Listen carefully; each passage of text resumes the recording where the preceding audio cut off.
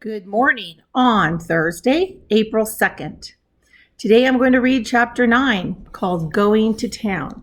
Now, can you imagine if you lived in a house with no neighbors and you'd never been to town? You would be pretty excited because every other time your pa had gone to town, he would always bring you a special treat. So you must know there are some good things in town. After the sugar snow was gone, spring came. Birds sang in the leafing hazel bushes along the crooked rail fence. The grass grew green again, and the woods were full of wild flowers. Buttercups, violets, tiny starry grass flowers were everywhere. As soon as the days were warm, Laura and Mary begged to be allowed to run barefoot. At first, they might only run out around the wood pile and back in their bare feet. Next day, they could run farther, and soon their shoes were oiled and put away, and they ran barefoot all day long. Every night, they had to wash their feet before they went to bed. Under the hems of their skirts, their ankles and their feet were as brown as their faces. And they had playhouses under two big oak trees in the front of the house. Mary's playhouse was under Mary's tree, and Laura's playhouse was under Laura's tree. Pa made a swing of tough bark and hung it to a large, low branch of Mary's tree. It was her swing because it was in her tree, but she had to be unselfish and let Mary swing in it whenever she wanted to. Mary had a cracked saucer to play with, and Laura had a beautiful cup with only one big piece broken out of it. Charlotte and Nettie, the two little wooden men Pa had made, lived in the playhouse with them. Every day they made fresh leaf hats for Charlotte and Nettie, and they made little leaf cups and saucers to set their table. Suki and Rosie the cows were turned loose in the woods now to eat the wild grass and the juicy new leaves. There were 2 little calves in the barnyard and 7 little pigs with their mother hog in the pig pen. In the clearing he had made last year, Pa was plowing around the stumps and putting in his crops. One night, he came in from work and said to Laura, "What do you think I saw today?"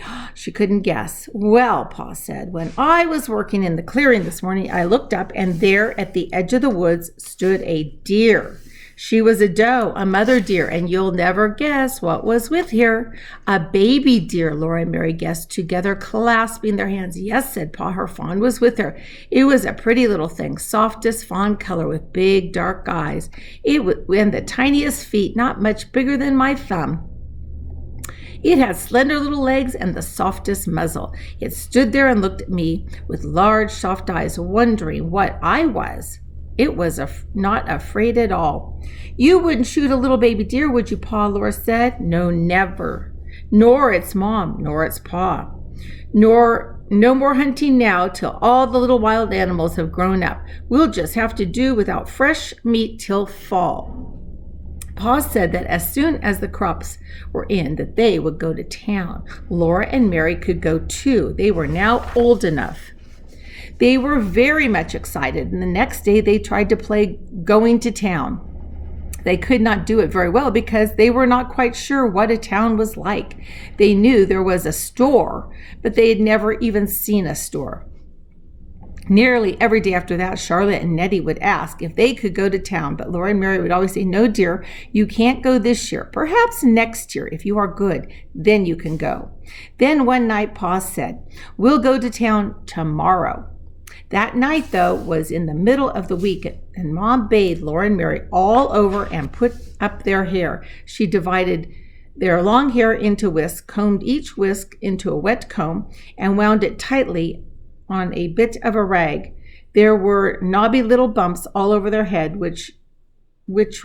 every which way they turned on their pillows. In the morning, their hair would be curly. They were so excited, they did not go to sleep at once.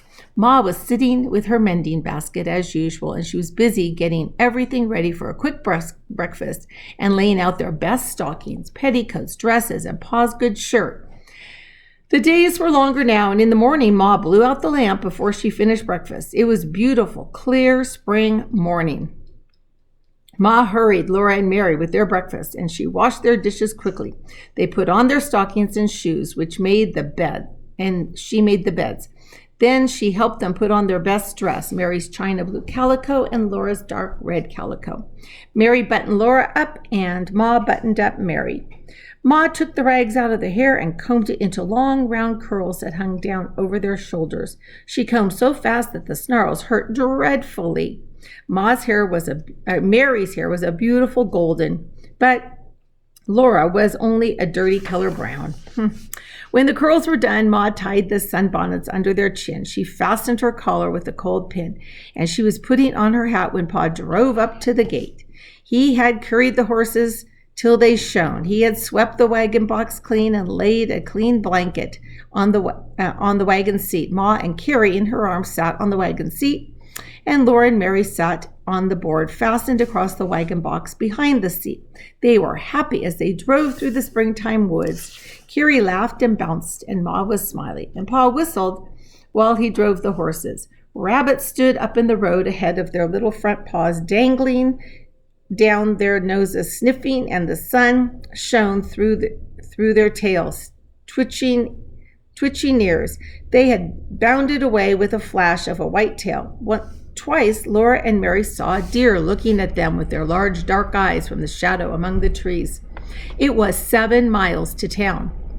The town's name was Pepin. It was on the shore of Lake Pepin. After a long time, Laura began to see glimpses of blue water between the trees. The hard road turned to soft sand. The wagon wheels went deep down in it, and the horses pulled and sweated. Often Pa stopped them to rest for a few minutes. Then, all at once, the road came out of the woods, and Laura saw the lake. It was as blue as the sky, and at the edge of the world, as far as she could see, there was nothing but flat blue water. Very far away, the sky and the water met, and there was a darker blue line.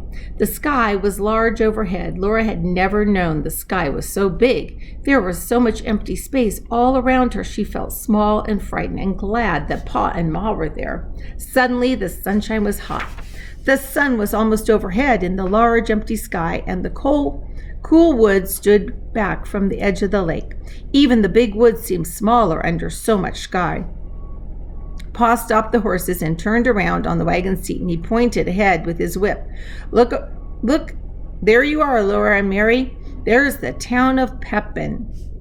Laura stood up on the board, and Pa held her safe by her arm so she could see the town. When she saw it, she could hardly breathe. She knew how Yankee Doodle felt when he could not see the town because there were so many houses. Right at the edge of the lake, there was one great big building. That was the store, Pa told her, and it was not made of logs. It was made of wide gray boards running up and down. The sand spread all around it. Behind the store was a clearing larger than Pa's in the woods at home. Standing among the stumps, there were more houses than Laura could count. They were not made of logs either. They were made of boards like the store. So here they are coming into town in their wagon, and there's the store, and there are the houses. Laura had never imagined so many houses, and they were so close together. Of course, they were much smaller than the store. One of them was made of new boards that had not yet had time to gray. It was the yellow coat of newly cut wood. People were living in all these houses. Smoke rose from their chimneys. Though it was not Monday, some women had spread out a washing on the bushes and stumps by their house. Several girls and boys were playing in the sunshine in the open space behind the store. They were jumping from one stump to another and shouting. Well, that's Pepin, Pa said. Laura just nodded her head. She looked and could not say a word. After a while, she sat down again, and the horses went on. They left the wagon on the shore of the lake. Pa unhitched the horses and tied one to each side of the wagon box. Then he took Laura and Mary by the hand, and Ma came beside them, carrying baby Carrie. There was a wide platform in front of the store, and at one end of the steps went out into the sand. Laura's heart was beating so fast that she could hardly climb the steps. She was trembling all over. This was the store to which Pa had traded his furs. When they went in, the storekeeper knew him. The storekeeper came out from behind the counter and spoke to him and to Ma, and then Laura and Mary. had to show their manners. Mary said, "How do you do?" But Laura could not say anything. The storekeeper said to Pa and Ma, "That's a pretty little girl you've got there."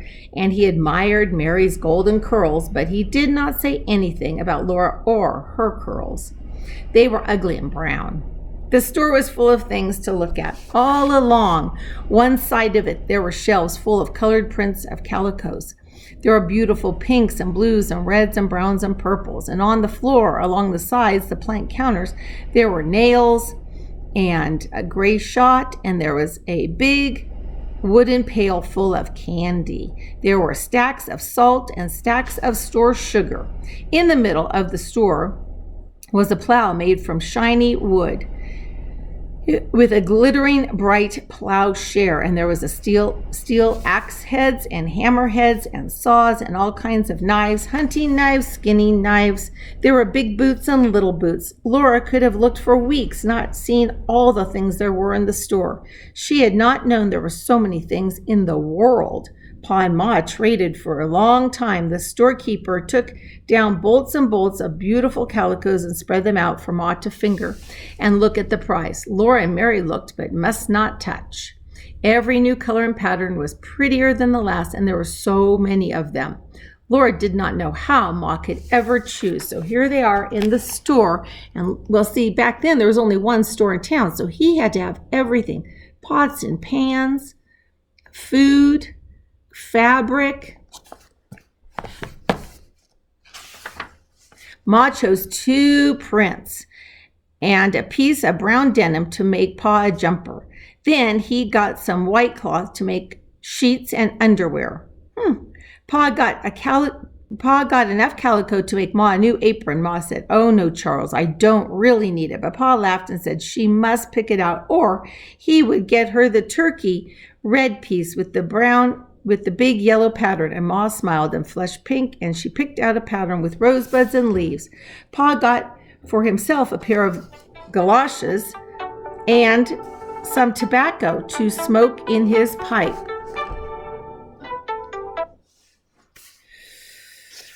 Then trading was done. The storekeeper gave Mary and Laura each a piece of candy. They were so astonished and so pleased that they just stood there looking at their candies. Then Mary remembered, "Thank you."